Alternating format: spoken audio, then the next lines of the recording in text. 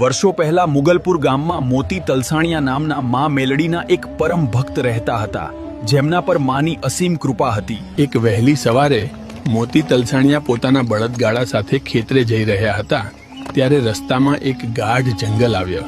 ત્યાં અચાનક તેજસ્વી રૂપ ધારણ કરેલી 4 બહેનો સામી મળી અને ગાડામાં બેસવાનો આગ્રહ કરવા લગી। મોતી તલસાણિયાએ ભોળા ભાવે તેમને ગાડામાં બેસાડી દીધી, પણ થોડી વારમાં જ વાતાવરણ ભયાનક બનવા લાગ્યું। મોતી તલસાણિયાએ પાછું વળીને જોયું તો ચારેય બહેનોએ પોતાના અસલ ડાકણ અને ભયંકર ચૂડેલના સ્વરૂપ ધારણ કરી લીધા હતા। ચૂડેલો મોતીભાઈને મારવા અને ગાડામાં સવાર થઈ ગામમાં ઘૂસવા માંગતી હતી।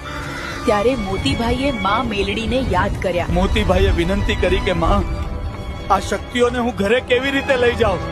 રસ્તો જાઓ માં, નહીતર હું મરાઈ જઈશ। ગાડામાં અચાનક પ્રકાશ ફેલાયો અને માં મેલડીનો અવાજ આવ્યો।